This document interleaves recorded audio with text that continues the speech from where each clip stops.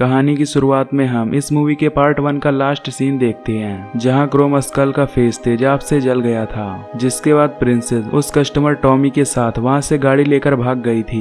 अब उस जगह पर पुलिस आई थी, जहां उन्हें क्रोम स्कल का कैमरा नहीं मिलता। दरअसल क्रोम स्कल का कैमरा किसी ने उठा लिया था, और जिसने ये कैमरा उठाया था उसका नाम प्रेस्टन होता है, जो कि उसी के लिए काम करता था। इसके बाद प्रेस्टन उस कैमरे में रिकॉर्ड की हुई फुटेज को देखता है, जिससे उसे पता चलता है कि प्रिंसेस और टॉमी यहाँ से भाग चुके हैं। वहीं क्रोम स्कल के ग्रुप के लोग पुलिस को मार देते हैं और क्रोम स्कल की बॉडी को ट्रीटमेंट के लिए ले जाने लगती हैं, क्योंकि क्रोम स्कल के अंदर अभी भी जान होती है। उधर टॉमी प्रिंसेस को एक होटल के अंदर ले जाता है, पर प्रिंसेस काफी डरी हुई थी, इसलिए टॉमी प्रिंसेस को बताता है कि वो उसके साथ है, इसलिए उसे किसी से भी नहीं डरना चाहिए। अब रात में प्रेस्टन को प्रिंसेस का पता लग जाता है, इसलिए वो उसके रूम में जाकर उस पर हमला कर देता है। प्रेस्टन प्रिंसेस का गाल बुरी तरह से काट देता है, जिसके कारण उसे काफी ब्लीडिंग होने लगती है। इसके बाद प्रेस्टन उसकी वीडियो बनाता है, ताकि वो अपने बॉस क्रोम स्कल को ये सब दिखा सके कि उसने उसका बदला ले लिया है। फिर वो उसे मारकर यहाँ से चला जाता है। इधर डॉक्टर्स क्रोम स्कल का ट्रीटमेंट करते हैं। क्रोम स्कल का चेहरा बुरी तरह से जल चुका होता है, लेकिन डॉक्टर किसी तरह उसे रिकवर कर देते हैं। वहीं प्रेस्टन प्रिंसेस को मारकर काफी ज्यादा खुश था,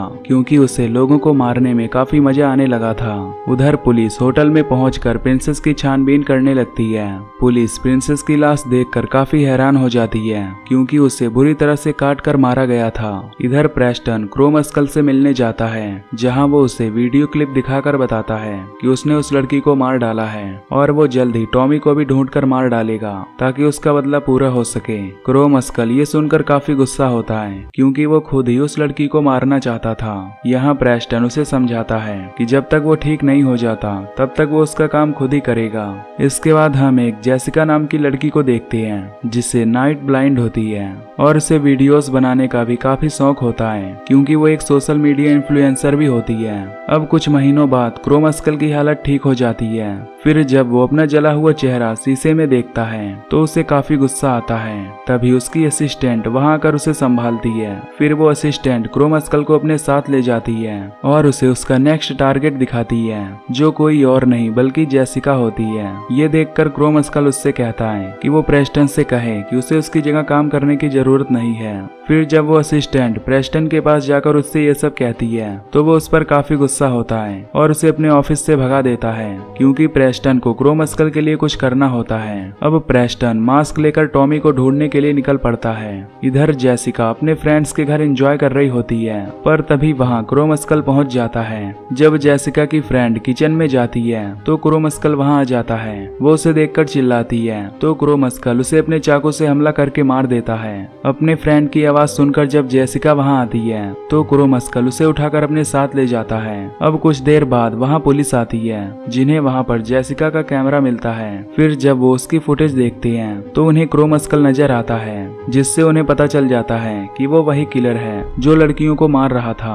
ये सब जानकर पुलिस टॉमी को ढूंढने लगती है, क्योंकि वही उस स्टोर का एक अकेला सर्वाइवर होता है। उधर टॉमी जब अपने घर जा रहा होता है तो उसे ऐसा लगता है कि कोई उसका पीछा कर रहा है, लेकिन जब वो पीछे मुड़कर देखता है तब उसे पीछे कोई भी दिखाई नहीं देता।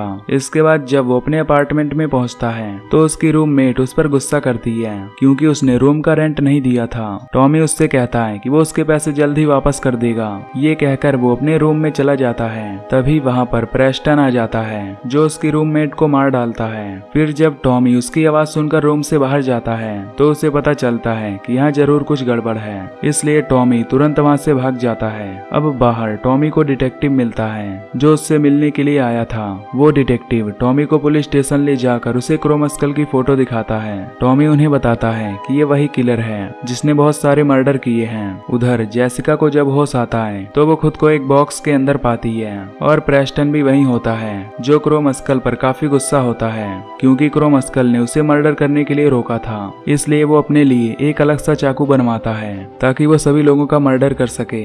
फिर जब उसे बॉक्स के अंदर से जेसिका की आवाज आती है तो वो उसके पास जाता है। तभी उसे पता चलता है कि क्रोम स्कल ने अपना काम फिर से करना शुरू कर दिया है। इधर पुलिस स्टेशन में पुलिस जेसिका को ढूंढने की बात करती है।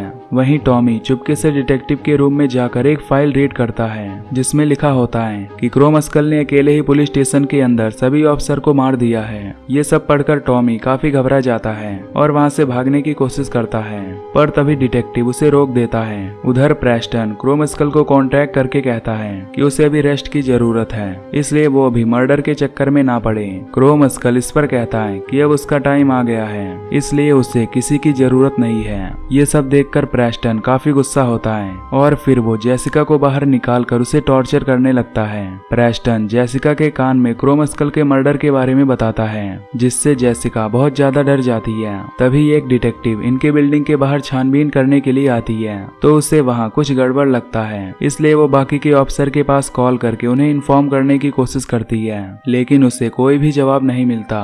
अंदर जेसिका खुद को किसी तरह फ्री कर लेती है। तभी उसे पास में एक फोन मिलता है, जिससे वो अपनी मॉम के पास कॉल करके उनसे कहती है कि वो उसे बचा लें, पर क्रोम स्कल ने वहाँ चारों तरफ स्पीकर लगाए हुए थे, जिसकी वजह से जेसिका की आवाज स्पीकर में सुनाई दे रही थी।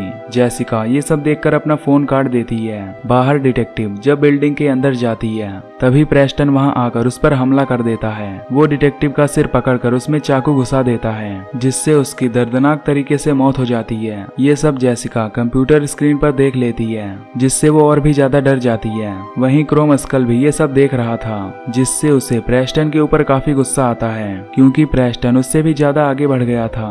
उधर जेसिका की मॉम पुलिस स्टेशन जाकर ये सब ऑफिसर से बताती है।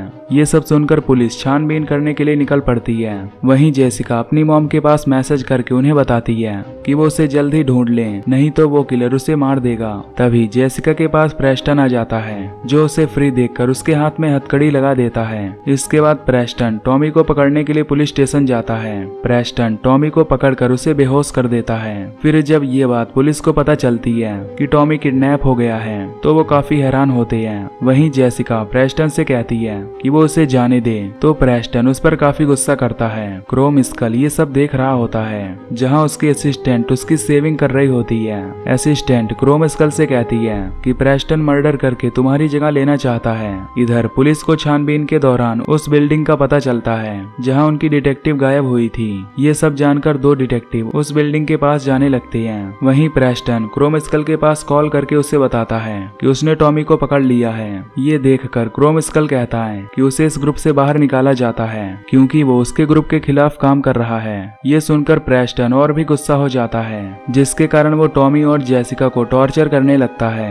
अब क्रोम स्कल अपना मास्क पहनकर रेडी हो जाता है। उधर जेसिका और टॉमी यहाँ से बाहर निकलने का प्लान बनाने लगते हैं, लेकिन उन्हें यहाँ का एग्जिट पता नहीं होता। तभी जेसिका टॉमी से कहती है कि उसके पास एक फोन है। फिर टॉमी फोन स्पीकर्स को देखकर उस फोन को बेसमेंट में ले जाता है और पुलिस को कॉल करता है, ताकि उन स्पीकर्स में से आवाज ना आ सके। टॉमी पुलिस को बताता है कि वो जेसिका नाम की एक लड़की के साथ है और वहाँ उन्हें एक कातिल मारने वाला है। वहीं पुलिस इनकी कॉल ट्रेस कर लेती है, जिससे उन्हें पता चल जाता है कि ये कहाँ पर है। अब पुलिस वहां जाने के लिए निकल जाती है। इसके बाद टॉमी और जेसिका वहां से बाहर निकलने का रास्ता ढूंढने लगते हैं, साथ ही उनके हाथ में कुछ हथियार भी होता है। तभी इस बिल्डिंग के बाहर दो डिटेक्टिव आते हैं, जो अंदर जाकर छानबीन करने लगते हैं, पर तभी वहां क्रोम स्कल आ जाता है, जो उन्हें बड़ी ही बेरहमी से मार देता है। इधर प्रेस्टन क्रोम स्कल बनकर जेसिका और टॉमी को डराने लगता है, इसलिए वो दोनों खुद को एक चैम्बर में लॉक कर लेते हैं। टॉमी उससे कहता है कि उसने पुलिस को कॉल करके यहाँ बुला लिया है। ये सुनकर प्रेस्टन हंसने लगता है। तभी वहाँ क्रोम स्कल आ जाता है, जो प्रेस्टन पर चाकू से हमला करके उसे बेहोश कर देता है। इसके बाद क्रोम स्कल एक जंजीर से उसका गला कसकर उसे जान से मार देता है। प्रेस्टन को मारने के बाद क्रोम स्कल जेसिका और टॉमी के पास जाने लगता है। फिर वो वहाँ पर अंधेरा कर देता है, जिससे वो उन दोनों को पकड़ सके। तभी वो जेसिका के पैर में चाकू से हमला कर देता है, जिससे वो जख्मी हो जाती है। ये देखकर टॉमी जंजीर से उसका गला दबाने लगता है, तो तभी उसका मास्क उतर जाता है। फिर टॉमी उसका अजीब सा चेहरा देखकर काफी ज्यादा डर जाता है। इसके बाद क्रोम स्कल एक चाकू लेकर टॉमी पर हमला करता है, जिससे वो भी मारा जाता है। अब वो जेसिका को एक बॉक्स में बंद कर देता है और अपने कैमरे से रिकॉर्डिंग ऑन करके उसका वीडियो बनाता है। पर तभी वहाँ पर पुलिस आ जाती है, जो क्रोम स्कल को अपने हाथ ऊपर करने के लिए बोलती है। फिर जब वो पुलिस वाले क्रोम स्कल के पास आते हैं, तो वो उन सब पर तलवार से हमला करके उन्हें मार देता है। तभी जेसिका किसी तरह खुद को फ्री कर लेती है और जख्मी हालत में यहाँ से भागने लगती है। ये देख देखकर क्रोम स्कल उसके पीछे जाने लगता है। तभी वहाँ 2 और डिटेक्टिव आ जाते हैं, जिन्हें क्रोम स्कल जान से मार देता है। उधर जेसिका बेसमेंट में जाकर छिप जाती है। फिर जब क्रोम स्कल वहाँ आता है तो वो उस पर हमला कर देता है, लेकिन जेसिका किसी तरह एक लाइटर की मदद से उसका फेस जला देती है और वहाँ से भागने लगती है। तभी वहाँ एक डिटेक्टिव जख्मी हालत में आता है, जो क्रोम स्कल को शूट कर देता है और जेसिका को अपने साथ बाहर ले जाने लगता है। बाहर जेसिका को पुलिस ऑफिसर मिलते हैं, जो उसे अपनी कस्टडी में ले लेते हैं। अब हम क्रोम स्कल के कैमरे को ऑन हुआ देख पाते हैं। फिर उसके ग्रुप के लोग उसे वहां से उठाकर ले जाने लगते हैं। अब कुछ दिन बाद असिस्टेंट अपने ग्रुप से माफी मांगती है, क्योंकि वो जेसिका के टॉर्चर की वीडियो अपने ग्रुप मेंबर को नहीं दे पाई थी। इसके बाद हम क्रोम स्कल को देखते हैं, जो अब फिर से ठीक हो चुका होता है। नेक्स्ट सीन में हम क्रोम स्कल की वाइफ को देखते हैं, जो कि पुलिस ऑफिसर की कस्टडी में होती है। यहाँ उसे पता चलता है कि उसका हस्बैंड एक मर्डर ग्रुप के लिए काम करता है। ये सुनकर वो काफी गुस्सा होती है और उस ऑफिसर की गन छीनकर खुद को शूट कर लेती है। और इसी के साथ ये मूवी यहीं पर खत्म होती है। तो दोस्तों, अगर आपको वीडियो पसंद आई हो तो लाइक कर देना और चैनल को भी सब्सक्राइब कर लेना। बाकी मैं मिलूंगा आपसे अगली वीडियो में। Till then take care, love you, bye bye.